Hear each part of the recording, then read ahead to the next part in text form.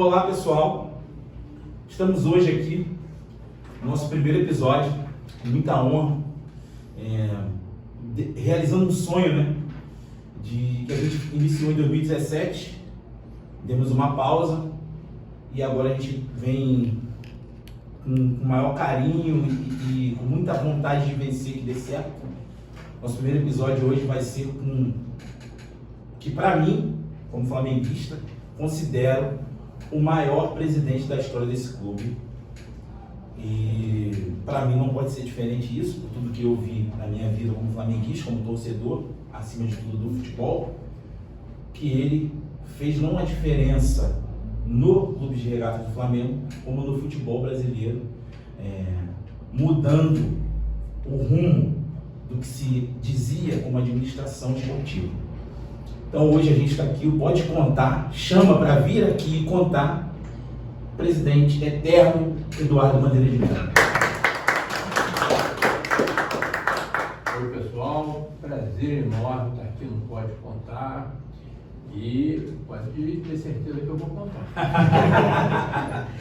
É isso, estamos aqui com Renato Araújo do seu lado, Toreto aqui também, e a gente vai fazer de tudo para que a gente tenha um bate-papo descontraído.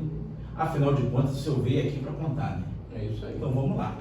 Vamos lá. Quem quer fazer a primeira pergunta para ele? Tá todo mundo aqui pipocando, querendo perguntar. Já que ele falou que vai contar, eu tenho uma pergunta que eu carrego comigo há um bom tempo, né?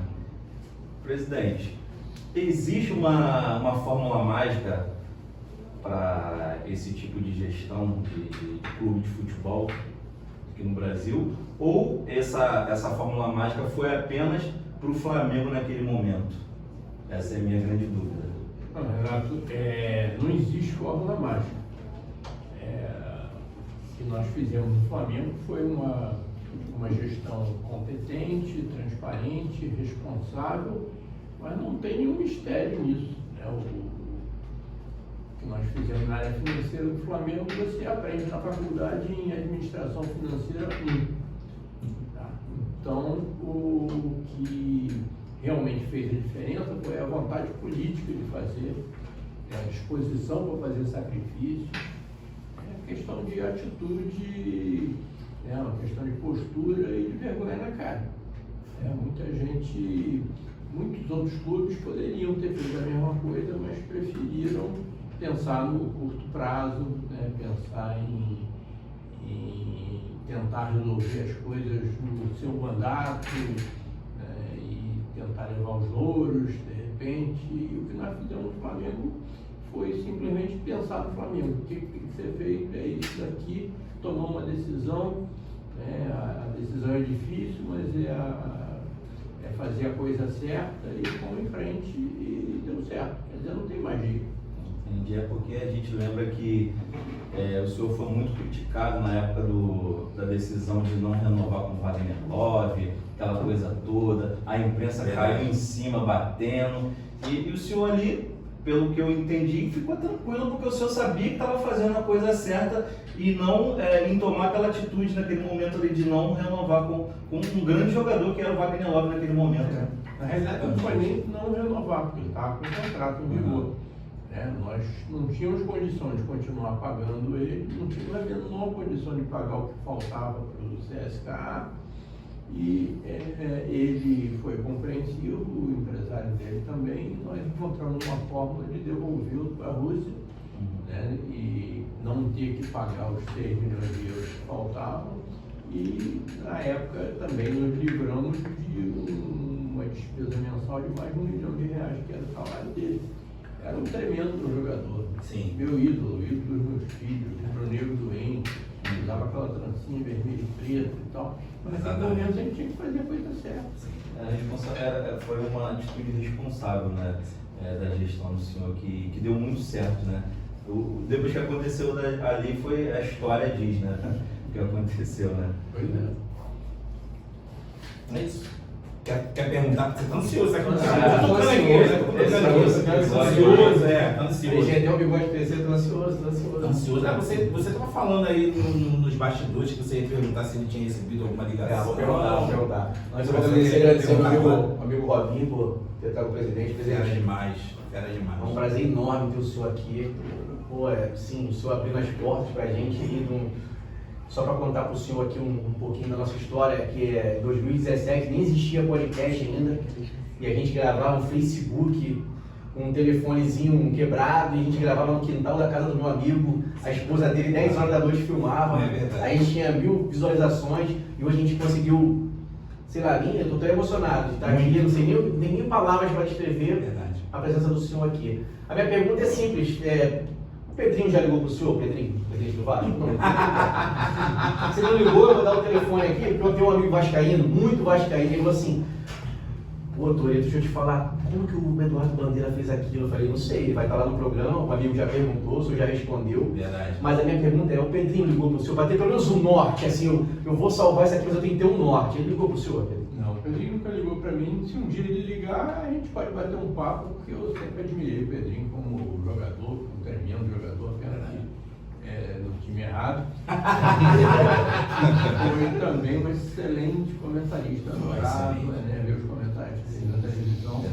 E agora ele partiu para essa missão aí de Cartola, né? A gente, é claro que tem expectativa para o bem do futebol brasileiro, carioca e tal, que ele seja bem sucedido, de preferência sem ganhar do Flamengo. Pedrinho, liga, pega o telefone, aproveita, liga agora. Liga, Pedrinho. Liga, Uma urgente. consultoria dessa, pô, um bate-papo desse, Não tem pô, pra como. poder melhorar, Não tem pô, como. brincadeira, né? Tem como. Eu ainda não consegui relaxar, né? Mas fico muito honrado de ter o senhor aqui. Dispensa apresentações, eu nem sei como agradecer ao Robson, né, que viabilizou isso pra gente. E vê-lo falar do Flamengo, poderia vê-lo falar do Flamengo sem perguntar nada, só ouvir ele falar do Flamengo. E ele lembra dos valores da negociação, de como foi o ano, e a representação que ele dá, não as coisas que o senhor fez à frente do Flamengo.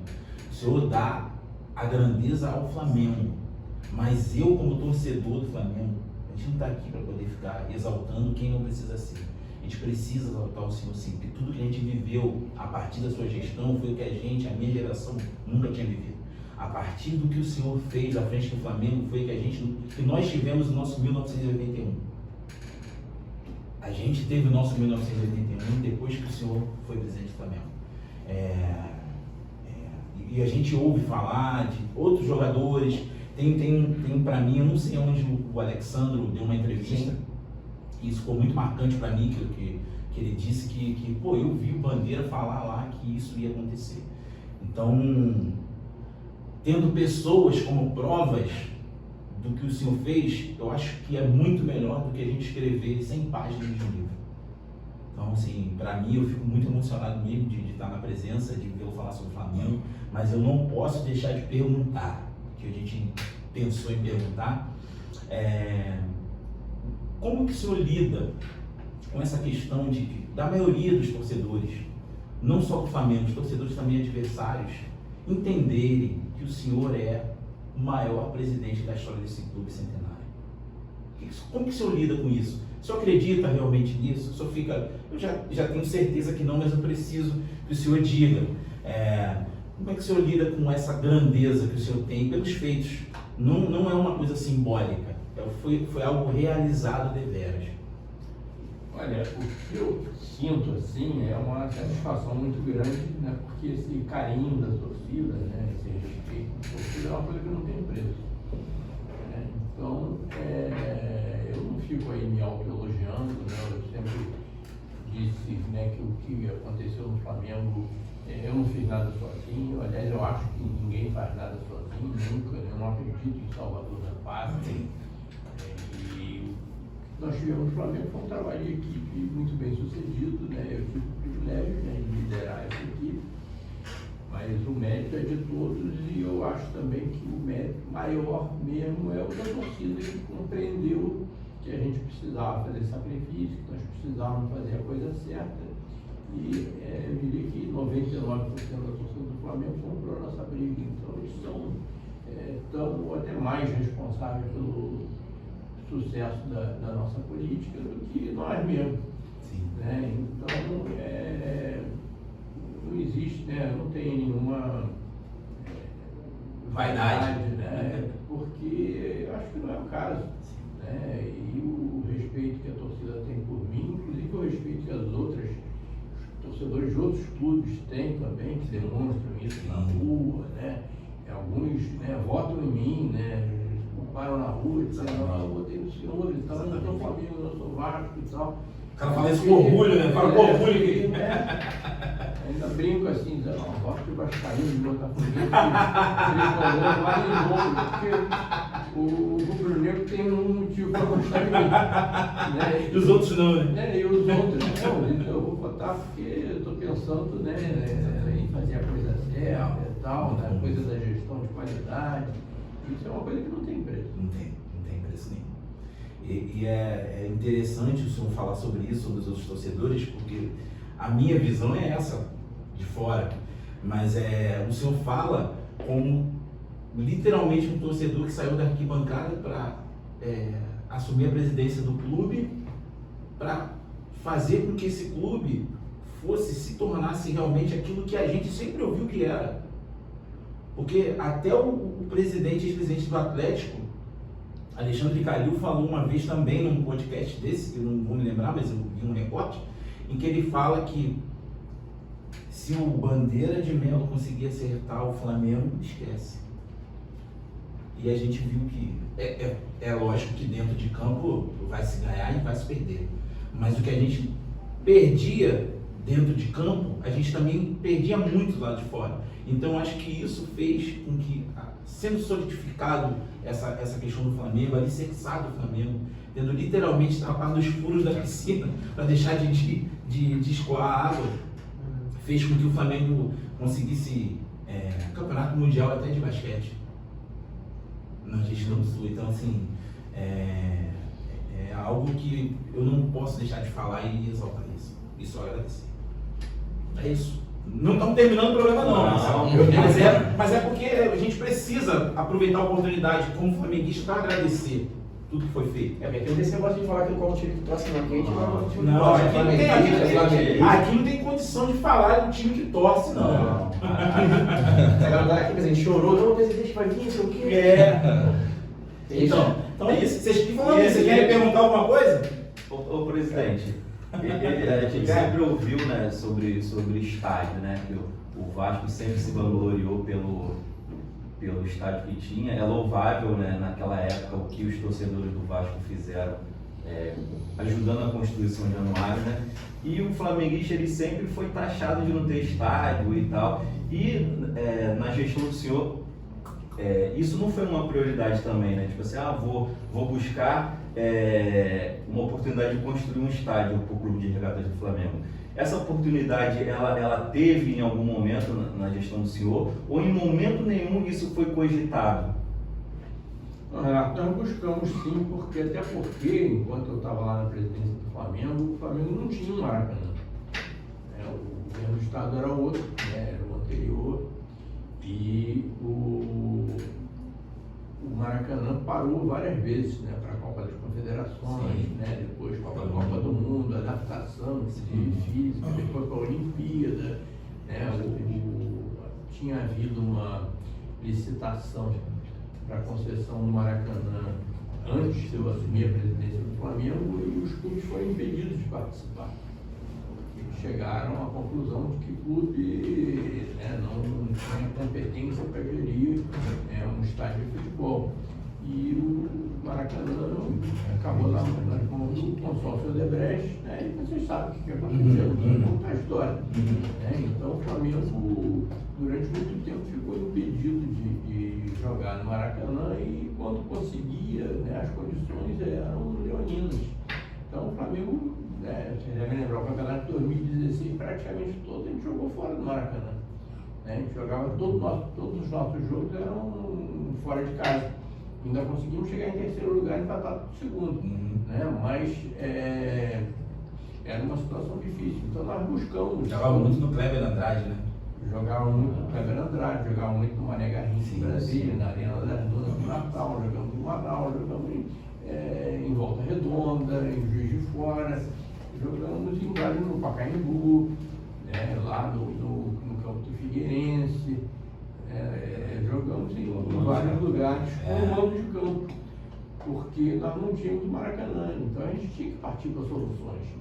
Aí partimos para aquela solução da Ilha do Urubu, por exemplo, né, que foi uma espécie assim, de seguro que o Flamengo fez, porque caso houvesse dificuldade de jogar no Maracanã, a gente tinha pelo menos aquele nosso, vamos dizer, alçapão, né, que funcionou. Sim. Né? Tivemos até alguns contratempos lá, porque o Botafogo tinha usado aquele estádio no ano anterior.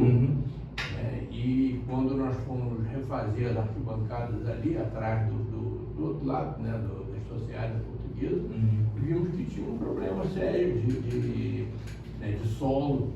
Havia um curso d'água que passava ali por baixo e aquilo ali nos atrasou 3 meses a obra, e aumentou o custo. Era uma questão de responsabilidade, né? Se a gente deixa do jeito que estava, ali podia acontecer um acidente sério. Sim. Mas a Ilha do Urubu, vamos dizer, quebrou o nosso galho. Verdade. E tecnicamente foi bom, porque o gramado era excelente, e o nosso desempenho esportivo lá na Ilha do Urubu foi muito bom. Foi. Dentro do possível, né? Sim. O nosso time ainda não era aquele que a gente gostaria e tal. Então nós partimos sim para soluções de estádio. Chegamos a assinar uma opção de compra por um terreno ali na Avenida Brasil, ali em Manguinhos, que foi noticiado também. Sim. Mas acabou que a construção de uma alça ali na saída da Avenida Brasil impediu que o negócio fosse para frente. E chegamos a avaliar várias opções de terreno, na Terra Encantada, por exemplo, e até ali no gasômetro. Nós chegaram a pleitear. Conversamos sobre aquele terreno, mas problemas ali Da região? Não, Terreno em si. era aquela questão lá como é que se chama ali, do plano urbanístico ali da prefeitura, que previa para aquele terreno ali a construção de prédios de 50, 60 andares, o que encareceria muito. Era outra prefeitura ainda não era o prefeito Eduardo Paes, era o prefeito Crivella, então a coisa não foi para frente. Mas o fato é que a gente planejou a possibilidade de ter que sair do Maracanã, e acho que qualquer administração tem que planejar. Tá? Agora daqui para frente vamos ver como é que vai ficar esse assunto. Posso fazer uma pergunta agora? Posso Fica à falar? vontade, meu irmão. Presidente, eu queria saber do senhor, o Eduardo é aquele torcedor raiz, ele comenta sobre futebol, ele fala sobre tática, eu acho que o senhor viveu a época que eu queria ter, pelo menos, chegado perto do Zico para ver aquele time jogar. Era assim, o Eduardo, estádio, torcida, igual o senhor faz agora, comenta sobre futebol, fala sobre tática, critica jogador que é ruim demais, ou não? Olha, torcedor raiz, torcedor de arquibancada, eu sempre fui, desde que eu nasci. Sim. Então, isso daí não tem a menor dúvida. Eu sempre fui, não só sempre fui, eu sou um torcedor, então um torcedor de arquibancada que interrompeu sua trajetória de arquibancada durante 6 anos para ser presidente do Flamengo e depois voltou. Hoje mesmo tem jogo do Flamengo à noite, e eu estava aqui antes do podcast aqui ligando para assegurar que o meu ingresso foi comprado mesmo. Então eu sou um torcedor igual aos outros, que é apaixonado, que vai a todos os jogos, chova ou faça sol, e que tem emoções iguais a de todos os torcedores, que lá na bancada vibra bastante e tal. Uma coisa que eu nunca fiz, não critico quem faça, foi xingar jogadores do Flamengo. Tá? Isso eu nunca fiz. Nunca gritou Sempre tinha. Maurinho, 1º de abril, nunca chegou a gritar Maurinho, 1º de abril. Maurinho é uma grande figura, você precisa Aliás, eu estava revendo outro dia um jogo da Libertadores em que ele fez 2 gols. Né? E o Maurinho, é claro, gente que não é um cracaço de bola e tal, mas na época, isso não estou falando, é mérito meu, porque isso foi muito antes de ser presidente do Flamengo. Mas o Maurinho era um jogador assim que honrava o manto sagrado, que era raçudo, que brigava o tempo todo, que tinha muitas qualidades, que começou ele jogando no meio do campo, depois foi deslocado para a lateral direita, porque a gente não tinha lateral direito, e ele quebrou o galho ali. Eu gosto muito do Maurinho, pessoalmente hoje, inclusive. Ele, inclusive, é muito amigo de um outro ídolo nosso, que é o Pet. Eu fui para Brasília de avião com o Pet, a gente estava comentando sobre o Maurinho. E essa brincadeira aí do Maurinho seleção, ele próprio... Foi um amigo vascaíno que está por aqui, criou isso daí, foi um amigo vascaíno que criou isso aí. Mas o Maurinho leva isso na brincadeira.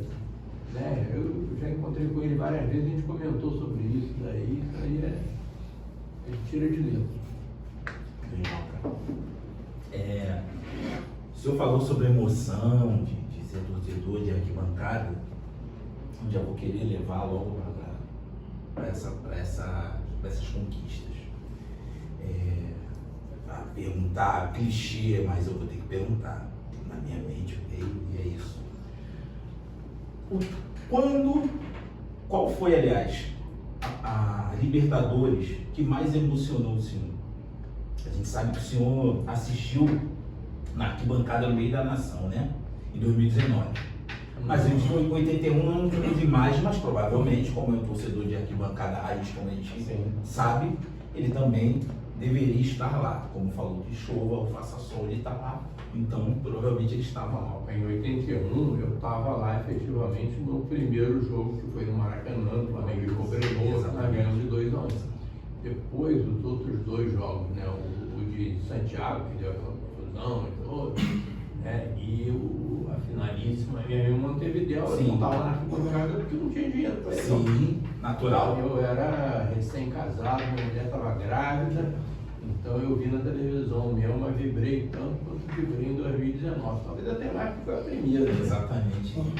Agora 2019 foi fantástico, eu lá na arquibancada, ali atrás do outro gol, não foi nem do gol onde... Saíram os 2 gols. Saíram os 2 gols. Estava ao lado 3 gols, porque o gol É verdade, mas eu estava do outro lado, mas ali no meio meus filhos ali junto, aquela emoção. Os amigos todos, aquilo ali foi uma emoção muito grande. Que beleza, que maravilha.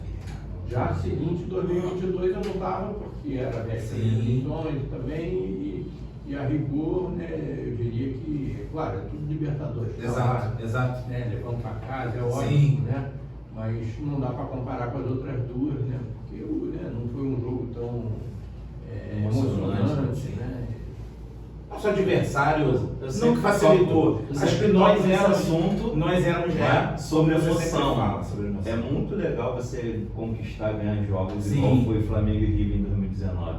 Só que ninguém quer pagar para ver, tipo assim, as pessoas não querem esperar para todo jogo decisivo, eliminatório, ganhar desse jeito. Se a gente soubesse o resultado, a gente esperaria, mas a gente não sabe, então... Do ponto de vista cardíaco, é melhor ganhar. É melhor ganhar logo, Exatamente. resolver logo 3-0 no primeiro Do tempo. ponto de vista cardíaco foi foi difícil realmente, foi história. Pra gente, assim, eu que não vi, eu sou de 82, e eu não vi o campeonato de 81, ao vivo, aquela coisa toda e tal, mas eu buscando informações, e hoje a gente tem muita informação sobre isso, mas mesmo assim não é a mesma emoção. Todas as vezes, tem 2 amigos, Rafael e João, que a gente tá sempre manda um vídeo, uma foto, um pro outro, dizendo, imagina o que eu estou vendo aqui agora. Com certeza é sobre o jogo do River de 2019. Então foi muito emocionante. Você nasceu em que mês de 82? Eu nasci em fevereiro. Em fevereiro. Então meu filho nasceu em julho de 82. E meu filho, quando nasceu, ele era campeão da cidade, do estado, do país, do continente e do planeta. você não era tudo isso porque o campeão brasileiro de 81 foi o Flamengo. Era o Grêmio, né? A Era o gente foi Grêmio. dia 21 de abril, né? Um gol do Nunes. E o gol do Nunes, né? Então quando meu filho nasceu ele já era campeão brasileiro também. Né? E também da Taça Guanabara, do Campeonato Carioca, do continente do planeta, porque aquela Libertadores de 82 a gente só perdeu no final do ano. Né? Exatamente. Aqui no Maracanã, né? O Flamengo jogou a semifinal com o Penharol e acabou perdendo. Presidente, eu só À vontade. O Zico era diferente, presidente? Você assistiu o Zico? Eu tinha uma vontade de ter. Eu tinha esse rapaz que está aqui do meu lado, tinha um videocassete da Placar, não era? Da revista Placar. Antigamente era revista Placar. Tem, revista Placar. E tinha 3, né? Era do Zico. Eu tinha Maradona, Zico e Platini. E tinha E tinha Zidane. 4 craques. O Quatro, melhor dos né? 4 era o Zico. Sem dúvida. Então essa era a pergunta. O Zico era diferente? Era diferente o Zico jogar? Era fantástico. Aliás, lembrei de uma coisa aqui, quem nasceu em fevereiro de 82 foi o Adriano. Adriano. No mesmo ano dele, né? Essa maravilha. Esse daqui. Fevereiro de 82. Aqui, ó. Aqui, ó. Já vim daí homenagem a ele, de Zico. Não, o Zico você não imagina o que é você ir ao Maracanã para ver o Flamengo jogar contra o Zico. Você já ia daquela maneira, né, sabendo que você ia ganhar 90% das vezes e que se não ganhasse, né, o Zico ia jogar muito bem. Né? O Zico foi longe, né? Eu peguei o final da carreira do Pelé, cheguei a ver o Pelé jogar e tal. Realmente outro patamar. Mas o Zico, eu acompanhei a carreira dele desde as categorias de base até o final da carreira. E enquanto ele estava jogando, ele era o maior jogador do mundo. O Maradona, realmente o Maradona era um cracaço de bola. Mas o Maradona virou o melhor jogador do mundo depois que o Zico já estava no final de carreira. O Pelé foi o melhor jogador do mundo enquanto o Zico não era ainda o Zico. Né? O Pelé terminou de jogar sua carreira em 74. Em 74 o Zico estava com 21, foi quando ele foi o grande salto de qualidade da carreira dele no Flamengo. E o Pelé também jogou na seleção brasileira até 71. Então, enquanto o Zico esteve em atividade, ele era o melhor jogador do mundo. Não é a menor dúvida disso. Essa pergunta eu fiz porque tem um amigo nosso aqui, né? O Vascaíno. Jogava demais, que é o Zanata. Mandar um abraço pra ele, Zanata. Um abraço. Aniversário dele ontem. Aniversário dele ontem. E ele sempre falou isso pra mim. Ele falou, cara, do que eu vi, igual o Zico. O Zanata que jogou no...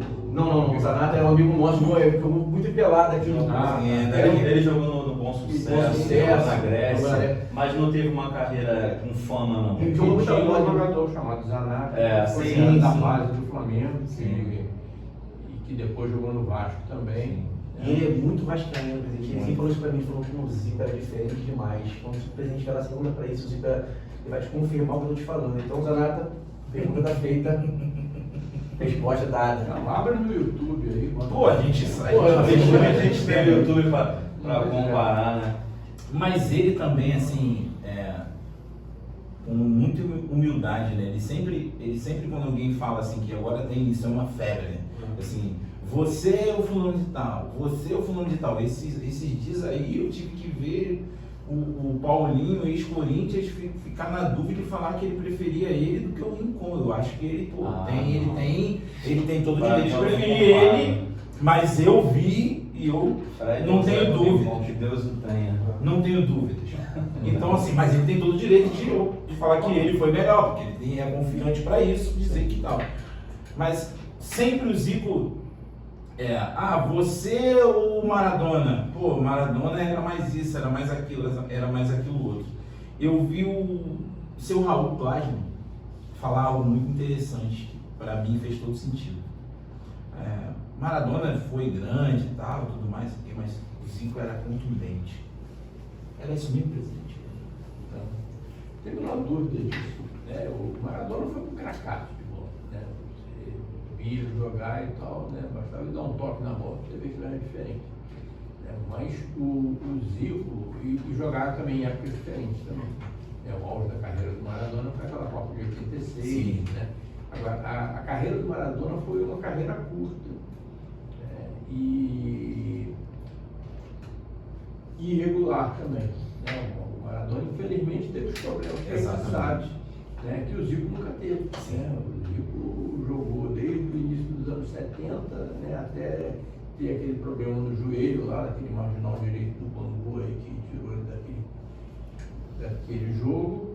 Né? E depois ainda teve um final de carreira em que ele conviveu com aquelas...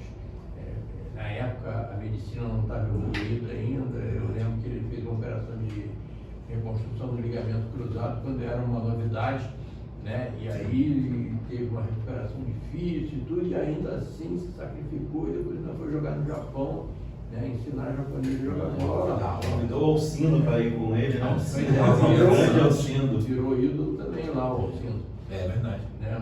Mas eu acho que não dá para comparar por isso. Né? O Zico teve uma carreira longa e com um desempenho excepcional, né? de cabo a rabo. Era 10 ou 9 todo ano, toda temporada era nota 10 ou nota 9, né?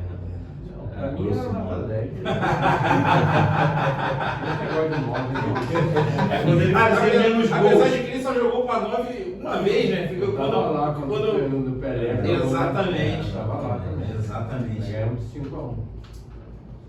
Silvio.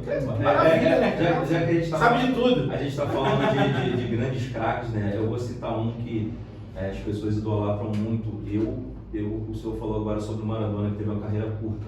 E eu acabei de comparar aqui na minha mente agora, o Ronaldinho Gaúcho. Para mim, o Maradona foi o primeiro showman da história do futebol. Uma laparinha, colava a bola no peito. Então o Ronaldinho veio nessa pegada, mas também teve a carreira muito curta dessas genialidades. E eu ouço muita gente falar que o Ronaldinho foi o melhor da história.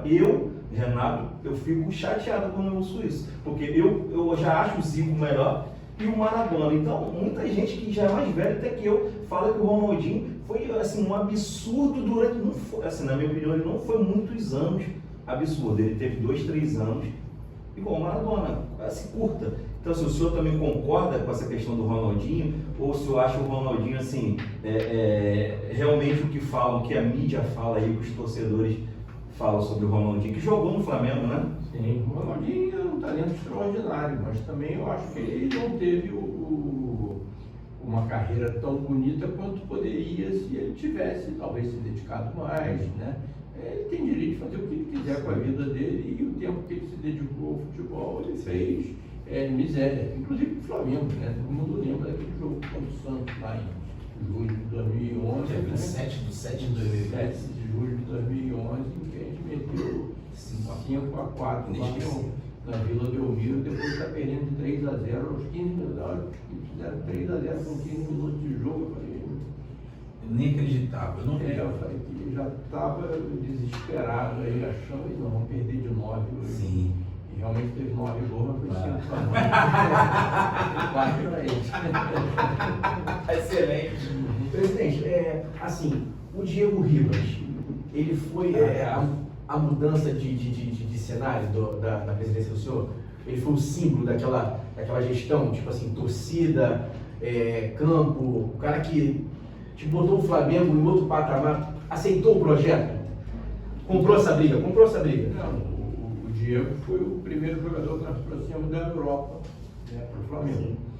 Né, e era um jogador assim, emblemático, né, um jogador que de uma qualidade indiscutível e também uma pessoa excepcional, líder. Né, ele ter vindo para o Flamengo naquele momento, ter acreditado no nosso projeto, foi uma coisa muito importante para nós. Né, como outros jogadores que nós trouxemos também. Né, O Everton, né? o primeiro grande jogador que nós trouxemos que ninguém acreditou foi o Paulo Guerreiro. Assim, Né, que na época era considerado o melhor jogador do Brasil e tal. Estava no Corinthians, né? Estava no Corinthians, que era um time que na época, um clube que todo mundo dizia que financeiramente estava muito à frente do Flamengo. Sim, é verdade. A gente conseguiu tirar ele do Corinthians e muita gente achou que era uma irresponsabilidade. Né? E quando a gente pagou tudinho, coisa a cada centavo. E eu acho que foi a primeira vez que a torcida viu que a gente podia trazer jogadores diferentes. Né? Acabou o Caô, né? O Guerreiro chegou. Agora, o Diego Ribas foi também fantástico. Agora, eu acho assim que em termos assim, de qualidade, o jogador que veio de fora para o Flamengo, na nossa administração, que eu acho que foi um dos maiores jogadores que vestiu a camisa do Flamengo, foi o Everton Ribeiro. Esse daí também foi um Diferenciado. Foi em 2017, né, ele estava lá no Oriente Médio, foi uma negociação difícil. Eu lembro que o Rodrigo Caetano foi para lá, para os Emirados, com uns 15 dias até trazer de volta, né, para o Flamengo e foi. Depois ele continuou lá, fez parte do time lá de 2019. Então, ele já O Minha estaria no Flamengo até hoje. Ele já jogava na Sul-Americana em 2017, naquela final, né? Ele tava. Em 2017, ele jogou a Sul-Americana, mas ele teve um problema de contusão, se eu não me engano. Ele chegou em 2017, teve um desempenho muito bom no início, depois, por conta de uma contusão, ele caiu um pouco. Agora, a partir de 2018, Era ele. E também um jogador que tinha uma identificação com o Flamengo tremenda, né? Até o filho dele, né, cara? Até o filho dele, né? Então, quando ele joga lá no Bahia, todo mundo estava se interessar pelo Flamengo, eu até confesso que eu torço por ele. Pode, né? Só pode, né? Só pode. A gente gosta, né? Não tem como. Ele é símbolo, sim, dessa retomada do Flamengo como um time vencedor. Né? Então, acho que é natural torcer por uma pessoa que fez tão bem pra gente, pô. Que comprou a ideia e com vontade representou tão bem esse manto, né, cara? Everton Ribeiro, um dos capitães, não foi à toa. Não. O Diego Alves também veio na administração do senhor? Veio também em 2017. Foi fundamental também o Diego Alves, né? Tremendo goleiro. Pô, pra mim, eu lembro que pô, eu tava trocando uma ideia na época com um jogador profissional hoje que se transferiu até agora aí pro Fortaleza? E eu falei assim, não, o Diego Alves é o melhor goleiro do Brasil e ele vai jogar no Flamengo. Duvido. Vou ligar para ele para confirmar. Estou até hoje esperando ele ligar para falar que ele não ia vir. E a gente viu tudo que ele fez, né? Assim, dificilmente a gente vai ver um goleiro, vou ser sincero, fazer o que o Diego Alves fez com a camisa do Flamengo. Dificilmente. A gente vai ver bons goleiros e tal, mas o que ele fez à frente, com a categoria que ele tinha, pô, dentro disso, como o Juninho perguntou, mas ele não chegou no ponto, então ele deixou esse espaço para eu perguntar. Qual foi, na sua gestão, o jogador que o senhor falou assim, caramba, eu quero trazer esse cara, e conseguiu trazer esse cara? E que o senhor também se o senhor também me permite, quem foi o cara que o senhor quis trazer e o senhor não conseguiu trazer na sua gestão? Olha, o primeiro eu já respondi, né? Acho que o Everton Ribeiro foi uma dificuldade muito grande, né? O Diego Ribas também, a vinda dele foi uma coisa assim que marcou muito. Ele é uma pessoa assim que também está até hoje, de certa maneira, ligada aí ao Flamengo, né? Assim, e esses aí a gente tentou, foi difícil, isso aí foi, mas conseguimos. Né? O Paulo também. Agora, o jogador que eu tentei trazer para o Flamengo e não consegui foi nós acabamos de falar dele aqui, né? Eu tentei trazer o Adriano de volta. Caramba! Depois da Copa de 2014, ele já estava afastado. Sim. E tal, mas você vê, em 2014, o Adriano tinha 32 anos de idade. Né? E nós tivemos a Copa do Mundo aqui no Brasil, e no dia da final, né, Alemanha e Argentina, né, o Klose, né, o jogador alemão, ele se despediu, né, da seleção e entrou em campo e foi aplaudido de pé pelo Maracanã todo. Né? O Klose era um jogador e ele tinha na época 36 anos de idade. No dia seguinte, àquela final, eu tive uma reunião com o Adriano. A gente tinha um projeto secreto para trazer o Adriano, o projeto Imperador voltou e tal. Que legal, cara. o Cheirinho, que foi vice-presidente do Flamengo também, uma grande figura, meu vizinho e tal. Ele era amigo pessoal do Adriano, ele ajudou nisso, né? O projeto tinha inclusive uma parte médica, né? Que seria necessário, né, para fazer ele voltar a jogar. Sim. Eu lembro quando eu falei com o Adriano naquele dia, naquela segunda-feira, logo depois da final, falei com o Adriano, eu estava lá no Maracanã ontem e vi o Close ser ovacionado, né, aos 36 anos. E vamos pensar que quando chegar na próxima Copa, em 2018, em Moscou, você vai estar exatamente com 36 anos. Você é infinitamente melhor do que o Close. Acho que ninguém duvida disso, né? Eu, pelo menos, não. Pois é, bem. Não tem nem comparação. Renato coçou um pouquinho a cabeça. Não tem comparação. Não tem. Eu falei, pô, se você, né, vamos embarcar aqui no nosso projeto, vai voltar a ser ídolo da torcida do Mengão. Em campo, né? Vai voltar para a seleção brasileira, com certeza vai para a Copa do Mundo em 2018. Lá, se quiser, você se aposenta lá e aí com certeza vai ser ovacionado, né? Mas o Adriano, na época, estava com um projeto dos Estados Unidos, coisa, né? Me tratou, né? Ele é educadíssimo, né? Uma pessoa assim, fantástica, tal, agradeceu e tal, mas não aceitou. E eu fiquei com essa. Como era um projeto secreto também, né? Nunca ninguém soube disso, eu só passei. Primeira mão, hein? A falar. Primeira mão, né? Não, já. Aqui pode contar. Pode contar. Não, o próprio Adriano já falou disso aí. Falou também, falou. Numa situação aí que não me lembro exatamente qual foi, mas eu já tinha contado essa história de que eu tentei, que nós tentamos trazer o Adriano de volta e não conseguimos. Essa história. E aí não seria uma transação, porque ele não estava no lugar nenhum, era Sim. só ele assinar um contrato. Sim. Jogadores que a gente tentou contratar e não conseguimos, alguns, por exemplo, trazer o Elias de volta em 2015, nós tentamos também. Estava no Corinthians também, foi no Corinthians, estava praticamente tudo certo, logo depois que a gente trouxe o Guerreiro. E já estava praticamente tudo certo, o Corinthians estava lá com dificuldades financeiras, eu combinei lá com o Andrés e tudo, mas na hora H o Tite, que era o treinador do Corinthians, passou uma conversa no Elias lá, o Tite tem uma lábia assim, né, uma identidade com os jogadores, e o Elias preferiu não vir também, ninguém ficou sabendo. Caramba, cara. Uhum. Essa daí isso não contou em lugar nenhum, não. Essa daí só aqui, ó. Só aqui não pode contar. Incrível, né, saber disso, né? Você imaginava isso, Júnior? Não. E, inclusive, eu queria perguntar para o presidente também se foi uma frustração do Carlos Eduardo. O Carlos Eduardo era para ser tipo um Diego Ribas, quando ele foi contratado, assim, mais ou menos. O Carlos Eduardo era considerado um jogador grande na época, né? Nós tínhamos uma expectativa muito grande em relação a ele, né, e que acabou não se confirmando, mas não é culpa dele, né? Foi um problema médico. Né? Verdade. Então, tanto que ele nunca mais voltou a jogar o que ele jogou lá no Grêmio.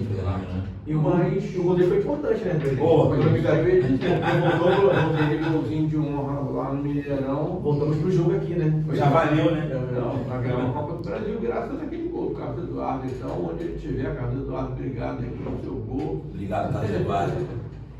É isso, é verdade. Verdade. Mas futebol tem isso, né? Você, Muito. muitas vezes você traz um jogador que você acha que vai arrebentar e tal, e você tem uma situação que você não estava sendo prevista, que pode ser uma contusão, um problema pessoal. Não. Muitas vezes você traz um jogador que você não está Apostando muito e acaba jogando muito. Isso daí aconteceu com o Flamengo em 2019, o Pablo Mari, né? Era um jogador desconhecido, né? Sim. O Flamengo trouxe. E ele resolveu naqueles 6 meses ali fantásticos de Flamengo em 2019. Ele foi peça fundamental ali naquela quarta zaga ali do Flamengo e ninguém conhecia. Ele foi um excelente zagueiro naquele ano. Embora eu acho que jogar ali ao lado do Rodrigo Caio, até eu me dar bem. Rodrigo Caio, jogadoraço.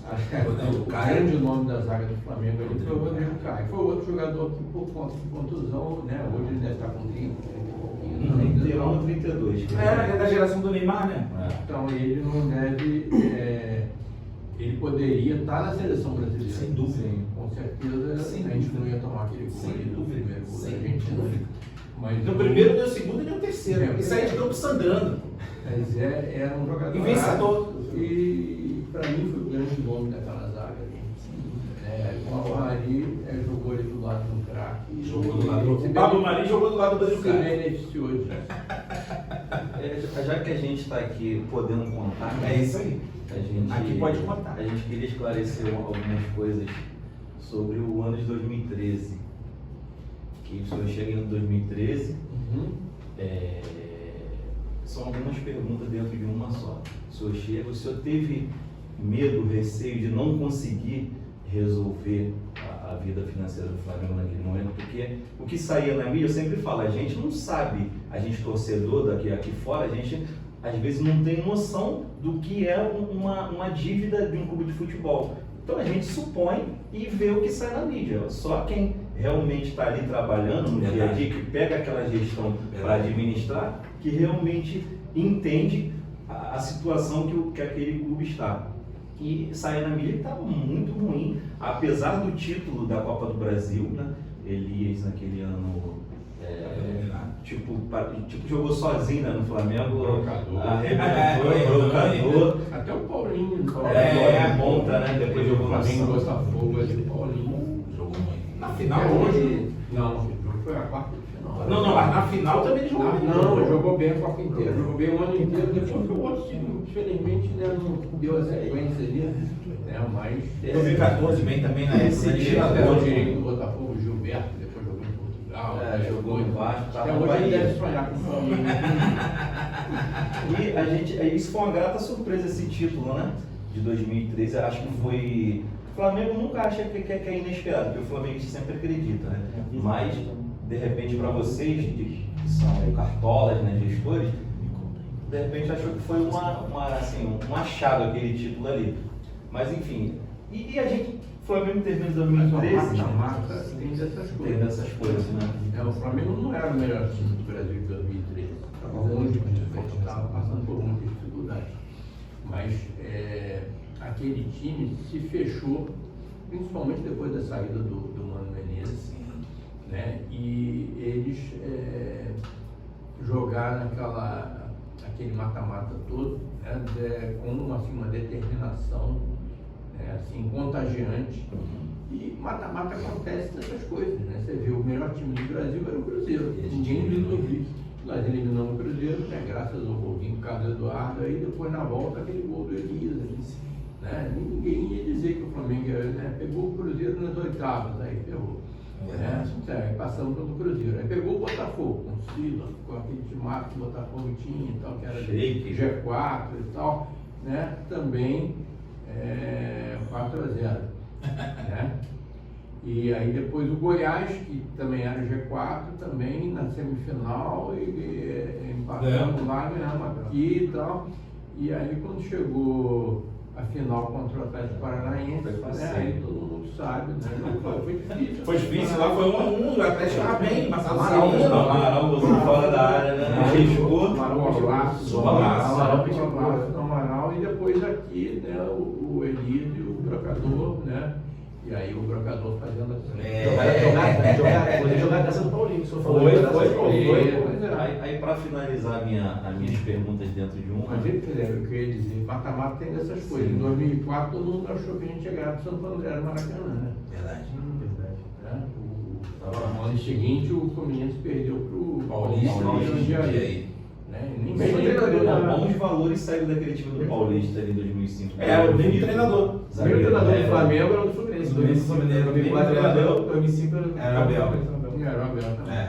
Aí o Flamengo chega no final do Brasileiro com aquela história toda, assim, como a gente está podendo contar hoje, a gente fala sobre aquela... Dizem que foi virada de mesa em 2013, aquela história toda. E a gente quer entender né, realmente o que aconteceu ali, que a mídia fala uma coisa, o torcedor fala outra, outro veículo de imprensa fala outra. O que realmente aconteceu naquela situação ali da última rodada, o caso Everton lá da Portuguesa? Olha, o que eu posso te garantir, tá? E isso está aprovado, inclusive, porque a CBF mudou a legislação, mudou a norma para deixar isso mais claro, era que o André Santos tinha amplas condições de jogar aquele jogo contra o Cruzeiro. Tá? Por quê? Porque ele tinha sido expulso exatamente nessa final aí do Atlético Paranaense, né? E ele não tinha que cumprir... No Campeonato Brasileiro. Não tinha que ser só na Copa do Brasil. A Copa do Brasil tinha acabado. Né? E o que a norma dizia? Dizia que quando a competição acaba, né, como é que se diz? A suspensão automática tem que ser cumprida na primeira partida da competição subsequente. Tá? A competição subsequente não era o brasileiro do mesmo ano, porque o brasileiro do mesmo ano não era subsequente, ele era concomitante. Tá? Então ele tinha amplas condições de jogar. Tá? Ele só precisaria cumprir a automática na Copa do Brasil no ano seguinte. Só que por várias razões que um dia certamente serão explicadas, né, houve interesse, né, de que o Flamengo pagasse aqueles 6 pontos, né, e... Sabe-se lá de quem é o interesse. Pois é. Mas um dia isso vai... Vai. Isso vai ser explicado. Vai, O dia André vai. Santos tinha condições de jogar? Tinha. Tanto que depois a regra foi esclarecida e hoje ninguém tem dúvida sobre isso. Verdade. Presidente, o senhor que é um bom entendedor de futebol, todas as perguntas aqui, todas as respostas, fala sobre seleção brasileira, que agora é o assunto do momento. Exatamente. O senhor acha que seleção brasileira é momento, o cara tem que ser convocado por grupo que está bem no momento, ou pela história dele, ou tem que ser formação de grupo, formar um grupo, ter aquela espinha dorsal já pronta, preparada, e vai colocando só umas peças para complementar? Olha, eu acho que tem que ser um trabalho contínuo, constante, né? E você tem que formar um grupo para você ter entrosamento, para você ter uma identidade. Né? O que é essa seleção da Argentina? A seleção da Argentina, né, traz muita coisa de 2022. E a classificação da Argentina para 2022, né, eliminatória, não foi uma classificação fácil. Tá? Mas eles conseguiram montar aquele time, né, com o mesmo treinador e jogadores fantásticos, né, que jogam sempre os mesmos ali. E hoje, acho que, se não é a melhor seleção do mundo, é uma das melhores. Né? Você enfrentar enfrentar de igual para igual, como nós enfrentamos, né? Um time que tem um meio-campo, né, com Paredes, Leandro Fernandes, Depou, Macalister, ainda tem lá o menino lá do Almada na frente com o Julian Álvares, né, no lugar do Messi, né? Não é você enfrentar esse time aí, não é para qualquer um, não, gente. A gente jogou de igual para igual, né? E demos sorte, né? Ganhamos um golzinho de presente, né?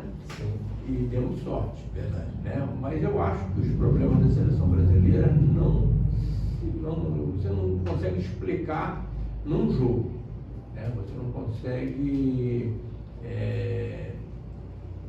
resolver demitindo um treinador, demitindo um diretor. Né? Eu acho que a seleção brasileira é o reflexo de uma situação que a gente vive hoje no futebol brasileiro, que tem uma governança anacrônica, ultrapassada, que isso sim a gente precisaria ter um choque aí né, para que o nosso futebol fosse bem gerido. Não estou falando só da seleção, estou falando do futebol brasileiro de uma maneira geral. Né? Por uma coincidência, né, o presidente da CBF foi eleito por aclamação, né, voto de todas as federações e todos os clubes na véspera, né, do vexame contra a Argentina. Vou lembrar, lá em 2018 eu era presidente e teve uma eleição para presidente da CBF também. Todo mundo outro presidente, né? Menos eu e mais 2 presidentes, se não me engano. Dessa vez foi todo mundo. Aí me chamaram na época e tal, mas cara, por que você vai votar contra e tal? É importante o seu voto. Eu discordo do modelo de governança, eu discordo dessa coisa dos pesos diferenciados, eu discordo dos clubes não tem. Eu voto para o Flamengo, não vai interferir em nada, você já está ali. Não, mas simbolicamente é importante ter o voto do Flamengo, o seu voto. Não, exatamente, simbolicamente é importante que eu vou votar contra. Para mim é importante marcar a petição. Importante demais isso. Então, eu vou entrar nessa da CBF, né, da seleção brasileira, que a gente viu muito a seleção brasileira brilhar com grandes craques, e hoje eu acho que a gente não consegue ter a mesma estima. Eu vejo que uma geração depois da gente, que não viu, sei lá, o Ronaldo, o Roberto Carlos, o Cafu, o Dida, não tem essa ligação com a seleção brasileira, principalmente pela ascensão da Argentina, ganhando as competições, tanto a Copa do Mundo quanto a Copa América e tudo mais. Por conta disso, o que o senhor acha em relação, são duas em um, ao treinador da seleção brasileira?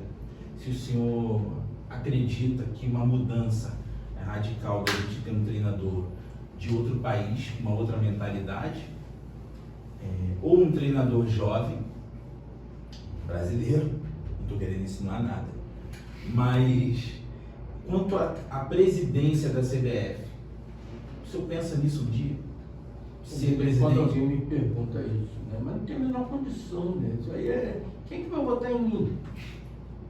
Eu sou contra. Sim, eu agradeço muito o seu voto. Você não vota. O presidente da CBF é eleito só, única e exclusivamente pelas federações. Tá? A gente viu o que aconteceu com o Ronaldo aí. Não manda nada. Convidado a se retirar. Pois o Ronaldo se ofereceu para participar e tal coisa, né? Mas não conseguiu. O ciclo do primeiro tempo ele foi embora. Não tinha como. Então as pessoas perguntam, e se você fosse presidente da CBF? Ninguém vai votar em mim, porque a primeira coisa que eu vou fazer lá vai ser acabar com aquela pouca vergonha que impera lá dentro. Então, Por isso que deveriam votar nele. Excelente. Mas vão embargar na hora a sua candidatura, né? Não tem nem. Não tenta Não vai pleitear nem isso. existir a candidatura, porque não tem como. O presidente da CBF é eleito pelas federações, né? E só pelas Já é um federações. sistema já de muitos anos, né? Que Isso, ele né? fica em círculo, né? Ele roda em círculo É, ali. pô. Não tem como mais ninguém, né? Presidente, Não, mas peraí, ele me respondeu se o treinador. o treinador. Um treinador estrangeiro ou. O treinador. O que o senhor acha? Faz diferença? Se você pensar quem são os melhores treinadores do mundo, né? Se for pensar, são todos treinadores de clubes. Não tem um treinador da Argentina muito bom, não tem coisa, mas veio da base e tal, né? Os grandes treinadores do mundo, não só agora, no passado, é um treinador de clubes. Aqui no Brasil eles têm essa coisa, né? O melhor treinador tem que ir para a seleção. Acaba sendo Não aclamado. necessariamente você pode ter um treinador que. Porque o trabalho do treinador de seleção é diferente do trabalho do treinador de clube. O trabalho do treinador de clube é aquele cara dia a dia, né? Jogador da quarta, todo domingo e tal. E o treinador da seleção, ele observa os jogadores que estão no exterior, vai lá e tal. É um trabalho agradabilíssimo, né? Você vê futebol o tempo todo, né? Convocar e tal. Você pode ter um treinador experiente, um treinador que saiba, vamos dizer, juntar esses atletas e tal, e que saiba também se comunicar com os clubes. Gerir, né? E você não precisa ser o melhor treinador do Brasil. Pensar, o Felipe Luiz. Se eu fosse Felipe Luiz, eu não saía do Flamengo, não. Eu também. Não, eu também muito mais a ganhar sendo campeão de tudo pelo Flamengo do que ir para a seleção. E depois, nós somos Flamengo, a gente quer que ele fique lá. Exatamente. O Júlio fez uma pergunta sobre essa questão me fugiu agora a palavra, sobre. A gente estava falando sobre o treinador ser o melhor, no Brasil tem essa mania, né? Porque o melhor do clube, ele tem que ser convocado para ser para a seleção, porque ele é o melhor do clube. E eu penso em relação aos jogadores, eu tenho essa visão também que assim, não precisa ser o melhor. O senhor concorda assim também? O Júnior tinha feito a pergunta, eu lembrei agora, sobre é momento a seleção para ser convocado ou não, o jogador. Então assim, eu tenho essa ideia também, a mesma coisa que o senhor falou sobre o treinador. Tem que ser o melhor time. Como é que você monta o melhor time para ganhar do Equador em junho? É o melhor time. Vai ficar fora o fulano que é o melhor da sua posição. Lamento, né? Mas você tem que montar o melhor time. Você precisa ganhar um jogo e se classificar para jogar a Copa do Mundo. Sim. Por exemplo, um cara de 34 anos, se estiver bem, não é convocado mais. Entendeu? Só no Brasil. Só no Brasil, por exemplo, um jogador que teve uma carreira brilhante, ele com 30, por exemplo, o Hulk do Atlético Mineiro, ele tem 38 anos, mas ele é o melhor jogador do Atlético há 4, 5 temporadas. Então, por que não é convocado? Assim, tudo bem, de repente o senhor não convocaria como treinador, mas nem se cogita. Não é porque ele tem 38 anos. Você pode. Ele é um excelente jogador. Na posição dele tem excelentes jogadores também. Poderia ser, poderia não ser também. Mas o que eu acho é que você deve, naquele momento, formar o melhor time. E aí time não é só os valores individuais, né? Você tem que treinar e tal coisa. Tem que montar o melhor time para ganhar do Equador. E assim, vai ficar fora o fulaninho lá, que tá jogando muito e tal. mas o melhor time pode ficar fora. Pode ficar fora. Presidente, para encerrar a última perguntinha, posso fazer a última perguntinha? Fica à vontade. Duas, na verdade, uma, né? Duas e uma. A primeira, resposta rápida do senhor. Ligaria para o Jorge Jesus? Para jogar no Flamengo? Não, presidente, você Ele também tá bem, né? treinador do Flamengo, treinador da seleção brasileira, Jorge Jesus. Eu acho um bom nome. Bom nome? Tá. E a outra pergunta? Não é a pergunta, né? É uma pergunta, na verdade. Gostou da entrevista, presidente? Muito, Estão de parabéns. Pô, muito obrigado. Pode contar para todo mundo. Pode contar que Eduardo Bandeira de Mello esteve com a gente. Eu queria fazer uma pergunta aqui. Diga. É atualidade, né? Fica à vontade. O senhor iniciou a entrevista falando sobre falta vontade dos gestores hoje de clubes de resolver o problema do interno. O senhor concorda? Vontade política. Gostariam de resolver, mas não querem fazer essa coisa. Exatamente. O senhor concorda que a SAF é a melhor solução para resolver esses problemas ou não? Pode ser, em alguns casos, você pegar o caso, por exemplo, do Botafogo, do Vasco, do Cruzeiro, do SAF, foi a única alternativa que eles tinham naquele momento. Senão podia acabar, podia ser rebaixado, parar na 4ª divisão e tal. E 3 clubes super tradicionais, com torcidas grandes e tal. Acho que no caso desses 3 clubes foi a melhor solução que eles tinham. A SAF pode ser uma alternativa também para um clube que está querendo mudar de patamar e fazer uma associação para trazer investidores externos e tal, que é o caso do Bahia, por exemplo. Sim. E respeito. Agora, o Flamengo tem a menor necessidade de virar SAF. Maravilha. Cada clube avalia a sua situação, cada torcedor, cada sócio, avalia a situação do seu clube. O Flamengo não precisa, o Flamengo fez seu dever de casa, conseguiu ser bem administrado, está numa situação, claro que tem algumas coisas que precisam mudar também e tal, mas Deu uma estabilidade. com certeza, o Flamengo virar SAF, isso daí é um projeto que acho que só pode interessar a determinadas pessoas físicas que talvez queiram se beneficiar disso. Resumindo, Totalmente. funcionando a sua caceta, entendeu? É isso aí. Mais ou menos isso, entendeu? Então, Flamengo tá bem. Nem elogie quem foi para a SAF. Era o que Exatamente como o presidente falou, né? É uma situação de cada clube individual ali Não, avaliar a situação. você imagina se você falar assim, não, olha só, acabou, o clube acabou. O clube não acabar, a única alternativa que o camarada teve foi virar SAF. Então assim, não dá pra criticar também por culpa da situação. Não critico o caso do Cruzeiro, do Botafogo, do Vasco, não. Se eu estivesse lá no No lugar deles. lugar deles, eu teria aprovado. dada a situação. Isso, Tá sendo humilde, presidente. Se tivesse um lugar dele, ia torcida falar, vocês tudo em Flamengo. É Ia isso. até virar Flamengo, ia virar Flamengo. Ó, a gente trouxe uma carta em branco, né? É. Uma camisa em branco, onde nosso primeiro episódio a gente vai pedir para o senhor autografar pra gente. Oh, que beleza. E depois ela estiver toda preenchida, lembrando que o senhor é o primeiro, a gente vai fazer emoldurar, mas sempre vamos lembrar com carinho, com todo respeito, que o senhor foi o primeiro que veio aqui bater, que veio aqui contar pra gente um pouco da sua história, Acreditar no projeto. e acreditar.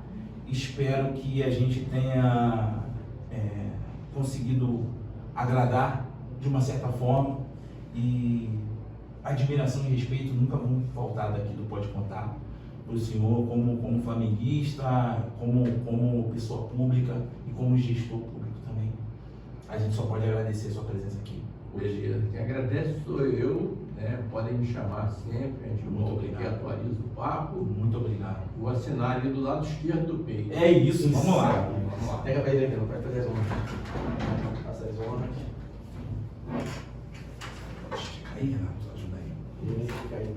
Estica aí abaixo, tinha que esticar a camisa. Estica lá, ajuda lá, senão não sai direito.